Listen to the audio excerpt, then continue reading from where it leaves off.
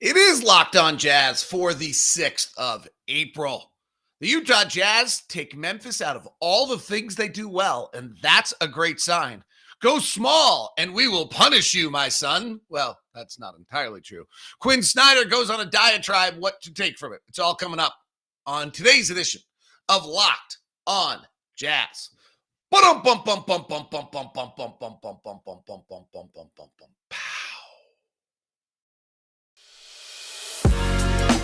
You are Locked On Jazz, your daily podcast on the Utah Jazz.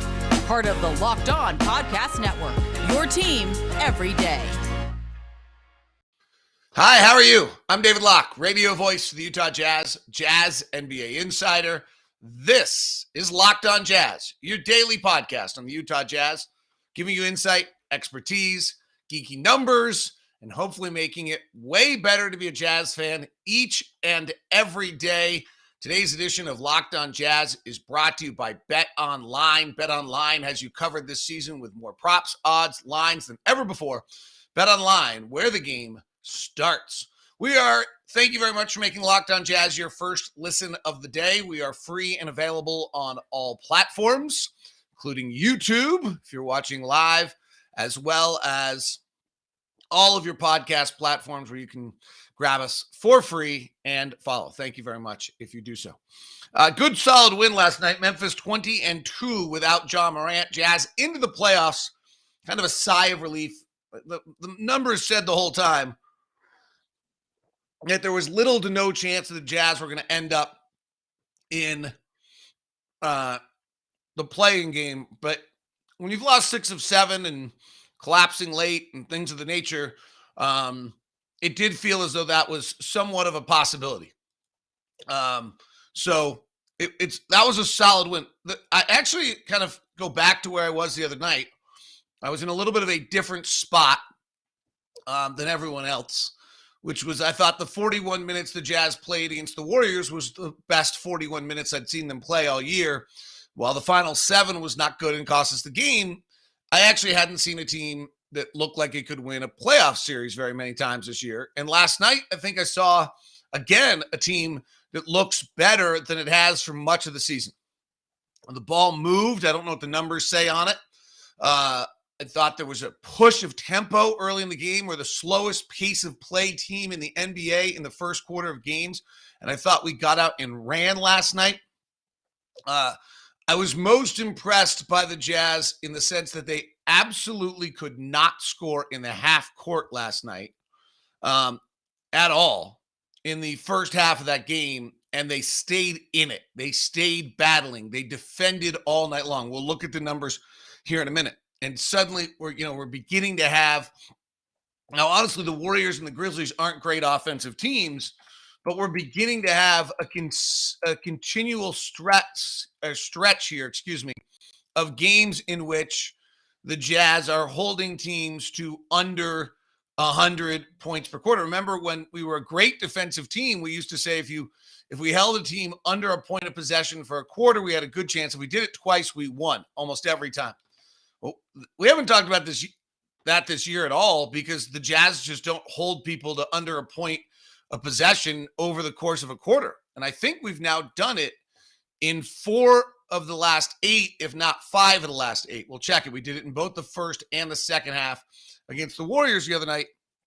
Memphis is not a good shooting team, but as we talked about on yesterday's show, they're the 3rd best offensive team in the NBA.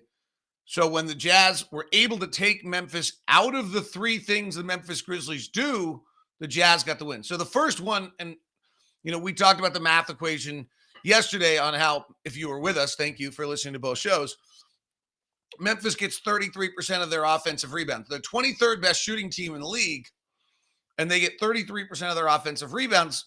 So that covers what they do. Well, last night, their offensive rating for the entire night was about 100. Their effective field goal percentage was just 45%, which is bad. League average about 52. And their offensive rebounding rate was 17. So not only did the Jazz take them out of what they regularly do, the Jazz completely dominated the glass to the point where they actually were well below league average. That's pretty great. This is the Grizzlies' grandest concern in the playoffs is that when the Grizzlies suddenly don't have 33% offensive rebounding rate, can they survive? And one of the reasons they didn't have a 33% offensive rebounding rate is they went and played, as most people do, spread out to try to pull Rudy out of the middle, because Rudy and Hassan were so dominant around the paint last night. Memphis is the number one team in the league in points in the paint. They shot more threes last night than they usually do because they kind of feel like I think they have to keep up with the Jazz. They were 10 of 19 at the rim.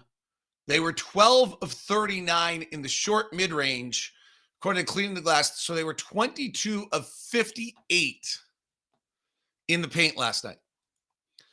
Well, that's the Jazz bigs dominating the game. And so, understandably, what Taylor Jenkins did was went and played Jaren Jackson at the 5, which Memphis does plenty of time. It's not totally new to Memphis. But to spread out Rudy, get them out of the paint, I'm not sure it worked. By the way, the NBA numbers 20 of 59 is even better. So, whereas the Jazz at the rim, 20 of 27 last night. We love our floater. We made it 33% of the time. League average is 43. We went 0 for 7 on long twos last night. So our non-paint restricted 2 game was pretty ugly. So, I think that was those points in the paint and the rebounding was amazing. Let's give a little credit on the rebounding. When you look at our box score last night, Donovan Mitchell has 9 rebounds. Mike Conley has 6. Jordan Clarkson has 5. Bojan Bogdanovic has 4. Rebounding is hard work. There's a player who once kind of said, I rebound in the playoffs. Feels like last night the Jazz rebounded in the playoffs. They went and got it last night. Donovan had 2 offensive rebounds, one of which a kick out to Bojan for an amazing 3. Hassan had 2 offensive rebounds. Rudy had 6. We've talked about this with Rudy. Rudy gets 8 shot attempts last night. Rudy's going to get 33% of his offense on offensive glass. For all this talk about passing to Rudy, if you've listened to Locked On Jazz, we did a breakdown on this in the past. Rudy's going to get a third of his shots every night based on him being able to get offensive rebounds. That's the reality on it. Let's look at some of the numbers because I think, to what I've been talking about, I think these are important as just kind of a sign of the level that we're playing. In the first quarter last night, the Memphis Grizzlies offensive rating was a 76. I actually have a program where I can pull up where that ranks. I'll do that in a second. Our offensive rating, though, was a 92. This is what excites me about last night's game, is we're an offensive-based team, and our offense went south, and our defense stayed engaged. Second quarter, the Grizzlies' offensive rating was a 114.8. Our offensive rating was a 96.3. Still struggling offensively. We're tied. Third quarter, their offensive rating was a 127. And ours was a 132. So offenses took over again. That's not great. 142 with offensive rating with Donovan on the floor. 175 with Hassan on the floor. Defense got better when the house bench unit came in. And then the fourth quarter, Memphis's offensive rating went back to a 93.1. So here we are, 4 of our last 8 quarters. We've held someone to a defensive rating below 100. Ours was obviously by the end of the fourth, but in the fourth quarter was a 93.12 as the game was tied at the end of the first half, the end of the third quarter, and at halftime. So to me, this is a sign that we're just playing a little bit more engaged and better basketball than we have all season long. That's great. That was what Quin Snyder and the team has preached all year long, is get better as the year goes on, get healthy. We don't care about seeding. Well, now they're going to have to back it up, but they're out of the plan. How do those compare to the rest of the season? Some rotation changes, how we punished them for going small, and the bridge lineup succeeds again. And oh, by the way, the Lakers are eliminated. Just thought we all deserved a smile this morning. It's got to be one of the most incredible stories in the NBA. We'll talk about it as we continue here on Locked On Jazz today. Wednesday edition of Locked On Jazz is brought to you by our friends over at Intercap Lending. Steve Carter, our own personal loan officer. Intercap Lending is a lending firm. Josh Romney moved it to Utah, and they have just continued to grow and grow and grow. Why? Because they get deals done. Remember when they had two brands? I remember I looked at March 2019. I had in my notes their amazing growth from 2 branches to 11. They're now in Tooele, 2 Utah County, and Ogden, and they have the place in Cottonwood. Then by July of 2019, they were up to 15 branches. And they just keep expanding because they do things differently. They're hyper responsive. They embrace change. And the borrower experience is fabulous. By being a direct issuer, they service their own loan. They can have long-term relationships. They still own our loan. Most importantly, the customer service from Steve Carter is out of this world. And that's what Steve Carter is, our own personal loan officer. And I love sending people to Steve because he jumps right on it, helps people out, does amazing work. And the reviews that come in time and time again are through the roof. So if you get a chance, feel free to drop me a line at dlock09@gmail.com, and I will set you up with Steve Carter. And you can be the next person to leave a rave review for our guy over at Intercap Lending. If you don't want to go through me, you're welcome to call Steve yourself at 385-800-8528. That's 385-800-8528. Intercap Lending, NMLS number 190465. For more information, visit intercaplending.com. Today's show is also brought to you by Built Bar. What do they have up their sleeve today? I ordered my puffs yesterday. Today they have yellow chirps. What? Yes, the first ever mini puffs. They're called yellow chirps. Yesterday, I ordered coconut, marshmallow, and churro. I did not do the brand new raspberry cheesecake or the brownie batter. I wanted 2 sets. I know those 2 are good. That's what I got. Plus, you also get, for all of these, 130 calories, 2.5 fat grams, 4 net carbs, 4 sugars, and 17 grams of protein. Built Bar. It's the protein bar that tastes like a candy bar, and you can get it at Locked15 is your promo code to get 15% off on Built Bar. A lot of people calling for Daniel House to go into the starting lineup. These are moves that are much easier made in chat rooms than in locker rooms. Royce is struggling. Royce has a track record with the team. Quin clearly knew, by the way, that he was closing the game with Daniel House last night because the Jazz were on a roll. And he pulled House at the 8:45 mark on an 8-0 run. And it felt a little bit like, oh my, why make that substitution? And then House came back at the 6:24 mark and played the rest of the way. And the reason was because you didn't want House to play the final 18 minutes and 30 seconds in the ballgame. You know, Roy, there's 2 things on Royce. He's certainly struggling, right? It's undeniable. And the quest, you know, they tell everyone to make decisions in 0.5.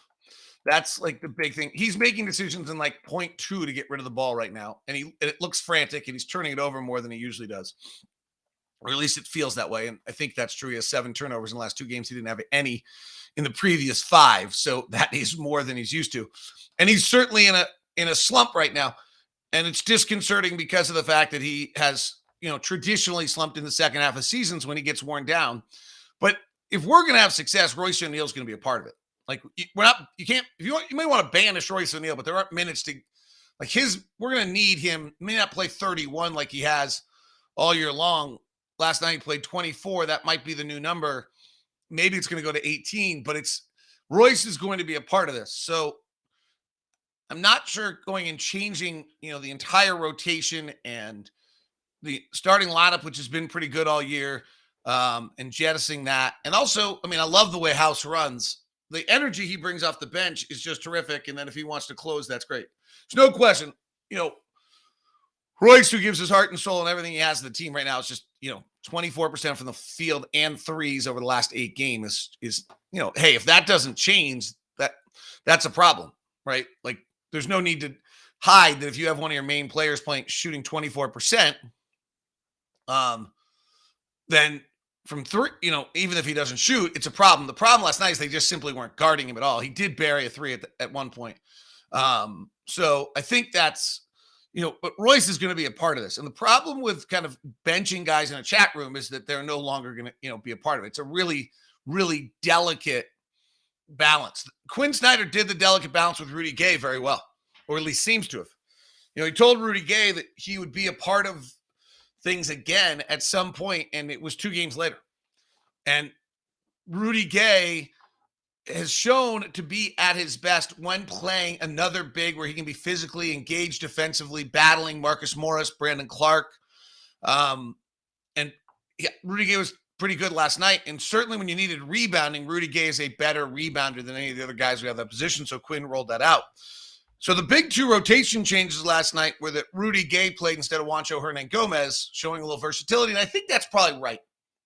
Like, if we're really honest about both these guys at this point, neither of them is playing so great and just so overwhelmingly skilled that it's a no-brainer that they play. Like, if you can get like an extra 7% because the matchup is good, then that extra 7% is probably enough to make it so that guy should play instead of the other. And that's what the Jazz got out of Rudy Gay last night. The lineup that spans the first quarter to the second quarter and the third quarter, the fourth, which I refer to as the bridge lineup because it bridges the 2 quarters, was +3 in the first half and +9 in the second half. So +12 in very limited time last night. Rudy Gay was +12 in 13 minutes last night. So that's a pretty good move right there to use Rudy Gay in that matchup in that setting to get that lineup out on the floor and use him against Brandon Clark and the guys that Memphis was playing at that point. Clark in the first quarter was on the floor, and then it was Xavier Tillman and Jaren Jackson in the second quarter with their size, and allowed Rudy Gay to kind of bounce between those guys and defend in a more physical manner than he would have otherwise. So really, nice coaching move there. And then Daniel House, as we just talked about, played the final 6:24 last night. And I think, wasn't a large part of the offense any more than Royce O'Neale was, but brought a defensive presence and some energy. And really, he runs the floor well. We got outscored in that stretch, but I don't think I'm putting that on House. I'm going to put that on a lot of missed free throws last night. The other one I think was big last night was the Jazz just punished the Grizzlies for going small. So they didn't play Steven Adams late, which they don't always do. But they played Jaren Jackson at center, who wants to live on the outside a little bit more. And, Rudy Gobert and Hassan Whiteside last night in a span of 53 minutes, which is, I think, what we had last night, I'm about to sneeze, had 36 points and 31 rebounds. Told you. Sorry about that. 36 points and 31 rebounds last night. The Jazz ended up with more offensive rebounds than the Grizzlies did last night. Number 1 offensive rebounding team in the league by a large margin. Jazz are actually number 4. Neither team actually offensive rebounded a great deal, but late in the game, when Memphis was small, the Jazz went and punished. They punished at the rim. They punished with offensive rebounding. They got Rudy Gobert the ball. He took 18 free throws last night. One of the problems about when people go small is the fact that if we can't punish them with Rudy, then it's really a problem. And the way Rudy's got to punish them is first and foremost on the offensive glass. And then secondarily is if Rudy gets position and we give him the ball, he draws the foul.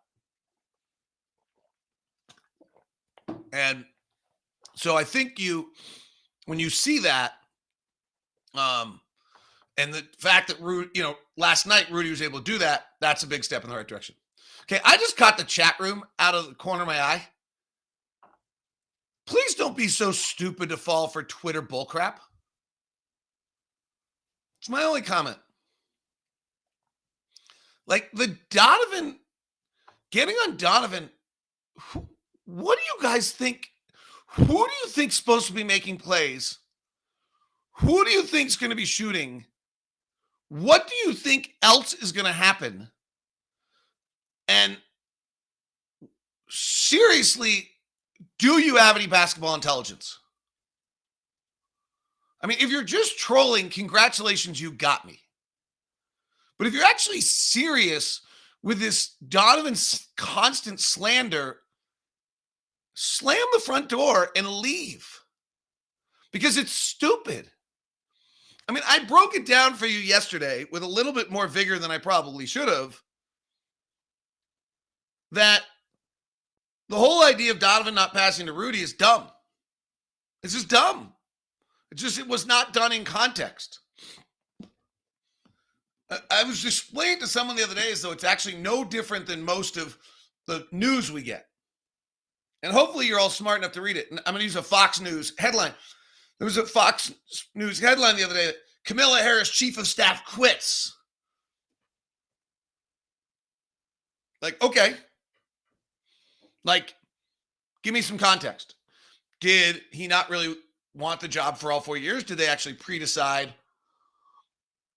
when the year started that he was going to stop after 2 years? Did he have a blow up with her? Did they have, like, what's the average run of chiefs of staff of vice president presidential offices? Like, communications, as we saw with Trump, is like short, right? Like give me context. The world is lacking context because we're at 240 whatever characters on Twitter. We're at headlines that grab your attention on news, whether it's CNN, Fox, or anyone else. And we need context when we talk about things. I'll give you some context about Quin Snyder's diatribe about lost leads because there is some context to it. It's not great for us. It's not catastrophic, but it's not great. Quinn went off yesterday. I'll jump on that and see, let's on that. It is Locked on Jazz. Do you know what Shady Rays are? Do you know that name? It's an independent sunglass company that gives you the features of $200 sunglasses for a fraction of the price. I don't know if you've read about all that like sunglasses stuff. It's a pretty interesting industry. So this means polarized lenses, well-constructed durable frames, premium high-end finishes. Something you won't find anywhere else is Shady Rays' insane protection program. Shady Rays includes lost and broken protection for every pair. Thank goodness. They will send you a brand new pair if you lose them, no matter what happened. Give them a try. If you don't love them, you'll pay nothing. It's as simple as that. Plus, 10 meals are donated to fight hunger in America when you shop with Shady Rays. Exclusively for our listeners, head to shadyrays.com and use the code LOCKEDON to get 50% off 2 or more pairs of polarized sunglasses. Locked On to get 50% off 2 or more pairs of polarized sunglasses. That's code Locked On for their best deal of the season. 50% off 2 or more pairs of Shady Rays sunglasses, backed by over 150,000 verified 5-star reviews. Do it now. Summer is coming. Polarized sunglasses, 50% off, Shady Rays. I'll share with you what I bought tomorrow on the show. It is Locked On Jazz. Thanks very much for making Locked On Jazz your first listen of the day. It'll be fun. Locked On Now, recapping the end of the Lakers season and all the rest today for your second listen. Does anyone listen to Locked On Now yet and like it? Do I just build these shows for myself and love them, or do you actually like them also? I love the recap. So let me put a little context. So yes, I don't need to put any more context in the Rudy passing thing. I actually beat Quinn to the punch on that one. Here's a note that Quinn had that I didn't really get into. So Donovan plays 32 minutes a night. He plays 24 of those minutes with Rudy. He plays 12 minutes a night or so with Hassan. He actually plays a little bit more than that. And he plays 6 minutes a night, if I have it right, with Rudy Gobert without Mike Conley on the floor. So, sure, he doesn't pass to him as much as Trae Young does, who is like league-breaking, amazing. But you don't see Donovan on the floor very often with Rudy Gobert when Donovan's the only ball handler. Donovan's kind of in and out of always being the primary ball handler. But, frankly, Mike is probably the primary ball handler. Pick and roll combinations that have run at least 400 times this year. Rudy and Donovan are third best in the NBA. So far this year, when the Jazz have Rudy Gobert and Donovan Mitchell on the floor and Mike Conley off the floor, the Jazz are a 10.4 net rating. 10.4 wins you championships. They play 6 minutes a night together without someone else on the floor, without Mike on the floor. They play 17 minutes together with Mike on the floor each night. So you combine those two, and you got about 22 minutes a night in which Donovan plays with Rudy Gobert, and then he's got another 12 or 14 minutes a night he plays with Hassan Whiteside. That's context. Context. So I think that's, life important context. Here's also context. 10-point leads in the second half. The 10-point leads in the second half. The Jazz have lost 12 games in which they had a double-digit lead in the second half. It's a lot. They've also led in 53 of them, which is the most, I believe, of any team in the NBA. Okay? So let's put it in context. When you have a double-digit lead in the second half in the NBA, you win 84.5% of the time. We've only won 77% of the time. It's not great. Not great. It'd be nice to have, so what's that? We're two or three losses. If we were 43-9, would we be, if we were, would we be at league average? We probably want to be a little bit better than league average. That would, if we were 40, I guess if we were 44, let's say we were 44-9 on the season, then we would be right at league average. Okay, so 4 games. And I would argue if you're the number one team in the league at shooting threes, which we are, your variance is probably a little higher than everyone else, right? You're getting 3 points on shots that go in less. So it's 3 games. It's not great. I don't know what 3 games would do for us this year, honestly. It's not a good enough reason. I mean, it might be a little bit of that we're talking about something that doesn't matter that much.